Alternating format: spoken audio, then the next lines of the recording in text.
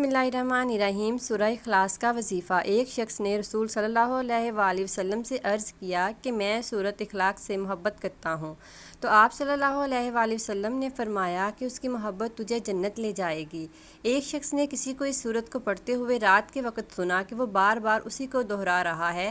صبح کے وقت آ کر اس نے حضور صلی اللہ علیہ وآلہ وسلم سے ذکر کیا، گویا کہ وہ اس کے ثواب کا کام جانتا تھا، تو نبی صلی اللہ علیہ وآلہ وسلم نے فرمایا، اس کی قسم جس کے ہاتھ میں میری جان ہے، یہ سورت 1/3 قرآن کے برابر ہے۔ سبحان اللہ۔ مسند احمد کی روایت میں ہے کہ حضرت ابو ایوب انصاری رضی اللہ تعالیٰ عنہ نے فرمایا، کیا تم میں سے کسی کو اس کی طاقت ہے کہ وہ ہر رات تیسرا حصہ قرآن کا پڑھ لیا کرے؟ صحابہ کہنے لگے، یہ کس سے ہو سکے گا؟ آپ نے فرمایا، سنو، قل هو اللہ احد تہائی قرآن کے برابر ہے۔ اتنے میں رسول صلی اللہ علیہ وآلہ وسلم بھی تشریف لے آئے۔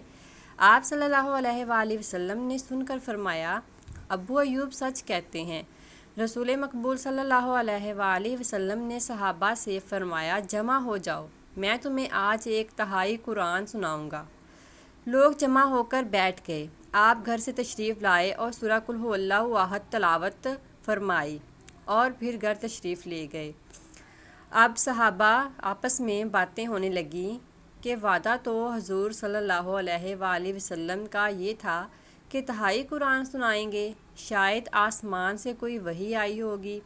اتنے میں آپ صلی اللہ علیہ وآلہ وسلم پھر واپس تشریف لائے اور فرمایا، میں نے تم سے تہائی قرآن سنانے کا وعدہ کیا تھا، سنو، یہ سورت تہائی قرآن کے برابر ہے۔ حضرت ابو ردا کی روایت میں ہے کہ رسول صلی اللہ علیہ وآلہ وسلم نے فرمایا کہ تم اس سے عاجز ہو کہ ہر دن تہائی قرآن پاک پڑھ لیا کرو۔ لوگوں نے کہا، حضور صلی اللہ علیہ وآلہ وسلم، ہم میں سے بہت عاجز اور بہت ضعیف ہیں۔ آپ صلی اللہ علیہ وآلہ وسلم نے فرمایا، سنو، اللہ تعالیٰ نے قرآن کے 3 حصے کیے ہیں، قل هو اللہ احد تیسرا حصہ ہے۔ سبحان اللہ۔ مسند احمد کی ایک روایت میں ہے کہ رسول صلی اللہ علیہ وآلہ وسلم فرماتے ہیں، جو شخص اس پوری سورت کو 10 مرتبہ پڑھ لے گا، اللہ تعالیٰ اس کے لیے جنت میں ایک محل تعمیر کروائے گا۔ سبحان اللہ۔ اس پر حضرت عمر رضی اللہ تعالیٰ عنہ نے کہا، یا رسول اللہ صلی اللہ علیہ وآلہ وسلم، پھر تو ہم بہت سے محل بنوا لیں گے۔ آپ صلی اللہ علیہ وآلہ وسلم نے فرمایا، اللہ اس سے بھی زیادہ اور اچھی محلات دینے والا ہے۔ مسند احمد میں ہے کہ رسول صلی اللہ علیہ وآلہ وسلم کا ارشاد ہے، جو شخص اس سورت کو 10 مرتبہ پڑھ لے گا تو اللہ تعالیٰ اس کے لیے جنت میں ایک محل تعمیر کرائے گا۔ سبحان اللہ۔ ابو یعلا کی ایک حدیث میں ہے کہ جو شخص اس سورت کو 50 مرتبہ پڑھ لے تو اس کے 50 سال کے گناہ معاف ہو جاتے ہیں۔ سبحان اللہ۔ حضرت ابو سعید خضری رضی اللہ تعالیٰ عنہ کی روایت میں ہے کہ سورہ اخلاص کو آدھے یا 1/3 قرآن کے برابر قرار دیا گیا ہے، یعنی کہ سورہ اخلاص کے بہت بہت زیادہ فائدے ہیں۔ مسند احمد میں ہے کہ سیدنا عبداللہ بن حبیب رضی اللہ تعالیٰ عنہ فرماتے ہیں کہ ہم پیاسے تھے، رات اندھیری تھی، نبی صلی اللہ علیہ وآلہ وسلم کا انتظار تھا کہ آپ تشریف لائیں اور نماز پڑھائیں۔ آپ آئے اور میرا ہاتھ پکڑ کر فرمانے لگے، پڑھ۔ میں چپ رہا۔ آپ نے پھر فرمایا، پڑھ۔ میں نے کہا، کیا پڑھوں؟ آپ نے فرمایا، ہر صبح شام 3 مرتبہ قل هو اللہ احد، قل اعوذ برب الفلق اور قل اعوذ برب الناس پڑھ لیا کرو، اور یہ تمہیں ہر چیز کے لیے کافی ہو جائے گی۔ اس میں اللہ تعالیٰ کا تعارف ہے، اللہ تعالیٰ ہے کون، اس صورت کی بہت سی فضیلتیں ہیں۔ قرآن پاک میں اور حدیث کا نچوڑ اگر نکالا جائے، پورے دین اسلام کا نچوڑ نکالا جائے، تو میں کہتی ہوں کہ یہ صورت بچے گی، کیونکہ اس میں اللہ پاک کا تعارف ہے، اللہ پاک کے اس میں بڑائی ہے۔ بے شک اللہ تعالیٰ ہی ہیں جو سب کو نوازتے ہیں اور سب کی مشکلات کو دور کرتے ہیں۔ آپ نے 100 بار اس سورت کو پڑھنا ہے، یہ اس وظیفے کا حصہ ہے۔ تھوڑی سی تعداد زیادہ ہو سکتی ہے، لیکن اس کے جو کمالات ہیں انشاءاللہ آپ خود دیکھیں گے. آپ کے زیادہ سے زیادہ 10 منٹ لگ جائیں گے بڑی مشکل سے، لیکن یہ وظیفہ بہت ہی خاص ہے. ابھی دعا میں بھی آپ کو بتاتی ہوں، لیکن جو سورہ اخلاص کا میں آپ کو بتا رہی ہوں تھوڑی سی تعداد زیادہ ہو سکتی ہے. 100 مرتبہ آپ نے پڑھنا ہے، یہ وظیفے کا حصہ ہے. چھوٹی سی صورت ہے اور پڑھنے کا طریقہ بھی اس طرح سا ہے، ہم آپ کو مکمل طور پر بتا دیں گے. ویسے تو یہ ایک بہت ہی پیاری اور چھوٹی سی صورت ہے. قل هو اللہ احد اللہ الصمد لم یلد ولم یولد ولم یکن لہ کفوا احد. ایک مرتبہ ہو گیا، 10 سیکنڈ میں ایک دفعہ آپ صورت پڑھ لیں گے. 100 بار آپ نے پڑھنا ہے. زیادہ سے زیادہ آپ کے 10 منٹ لگ جائیں گے اس وظیفے کو کرنے میں، لیکن انشاءاللہ اس کے جو کمالات آپ کے تمام بگڑے کام بن جائیں گے. آپ کی مشکلات دور ہو جائیں گی، آپ کی زندگی میں آسانیاں آ جائیں گی. سورہ اخلاص کے بہت سارے فائد ہیں. نمبر 1، اللہ رب العزت 300 غضب کے دروازے بند کرے گا، مثلا دشمنی، قرض، فتنہ وغیرہ. نمبر 2، 300 دروازے رحمت کے کھولے گا. نمبر 3، 30 دروازے رزق کے کھولے گا. اللہ غیب سے رزق دے گا بغیر محنت کے. نمبر 4، اللہ پاک اپنے علم سے علم دے گا. نمبر 5، 36 مرتبہ قرآن پاک پڑھنے کا ثواب ملے گا. نمبر 6، 50 سال کے گناہ معاف ہوں گے.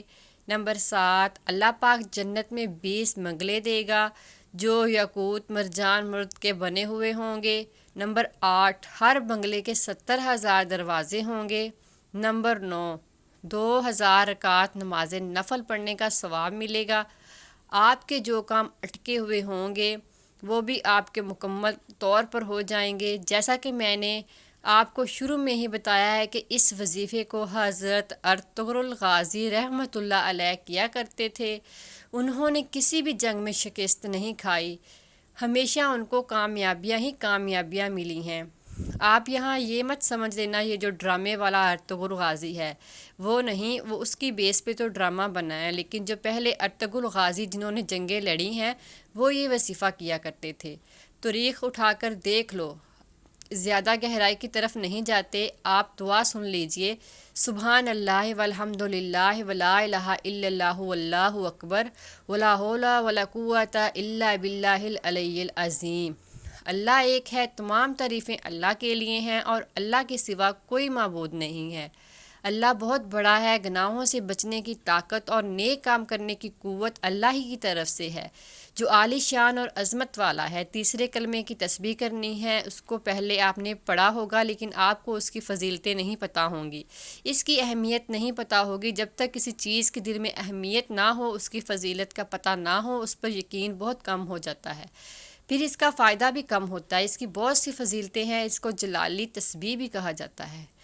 اگر میں آپ کو تفصیل بتاؤں گی تو ویڈیو بہت لمبی ہو جائے گی. صرف آپ نے 3 بار اس کو پڑھنا ہے. سورہ اخلاص کے بعد جو میں نے ترتیب آپ کو پیچھے بتائی ہے، انشاءاللہ اس دعا کی برکت سے اور یہ پورے وظیفے کی برکت سے، جیسے میں نے یہ وظیفہ ترتیب سے بتایا ہے ویسے ہی کرو گے تو انشاءاللہ آپ دیکھنا کہ کیسے آپ کی مشکلات حل ہوں گی. ہر کام میں آپ کو کامیابی ملے گی انشاءاللہ. کوئی بھی آپ کا کام ہوگا اس کے بعد پھر آپ درود پاک پڑھ لیں گے. یہ درود پاک آپ نے ساتھ اول آخر لازمی پڑھنا ہے 3 مرتبہ. کوئی بھی اگر آپ کام کرنا چاہتے ہیں اسے کام کو شروع کرنے سے پہلے اس وظیفہ کو ایک بار لازمی کریں. کسی کو بھی یہ درود پاک نہیں آتا تو وہ کوئی سا بھی درود پاک پڑھ سکتے ہیں جو اس کو آتا ہے. اگر کوئی بھی نہیں آتا تو صلی اللہ علیہ وآلہ وسلم یہ کہہ سکتے ہیں. اس کے بعد آپ نے ایک اور کام کرنا ہے. جب آپ یہ سارا وظیفہ کر لیں گے جیسا کہ میں نے آپ کو بتایا، جو بھی آپ کا مسئلہ ہے آپ نے وہ مانگ لینا ہے. انشاءاللہ اس وظیفے کی برکت سے آپ کی مشکلات جاتی رہیں گی. آپ نے خصوصی دعا بھی کرنی ہے. اے گناہگاروں کو بخشنے والے اور عیبوں پر پردہ ڈالنے والے عظیم رب، سب مسلمانوں پر اپنا رحم و کرم فرما، تنگ دستوں کے رزق میں وسعت فرما، بیماروں کو شفا عطا فرما، ہمیشہ صبر اور شکر کرنے والا بنا. مزید اس عمل کو خود بھی کریں اور دوستوں و اقارب کو بھی اس وظیفے کا بتائیں تاکہ ہر کوئی اس وظیفے سے مستفید ہو سکے اور آپ کو اور مجھے صدقہ جاریہ کا ثواب ملتا رہے۔ ویڈیو اگر پسند آئی ہو تو ضرور لائک اور شیئر کیجیے گا، اور میرے چینل کو اگر ابھی تک سبسکرائب نہیں کیا تو آپ سے گزارش ہے کہ میرے چینل کو ضرور سبسکرائب کریں تاکہ ایسے ہی فائدہ مند ویڈیوز کا نوٹیفیکیشن بر وقت آپ کو ملتا رہے۔ اللہ ہم سب کا حامی و ناصر ہو۔ اللہ حافظ۔ السلام علیکم ورحمۃ اللہ وبرکاتہ۔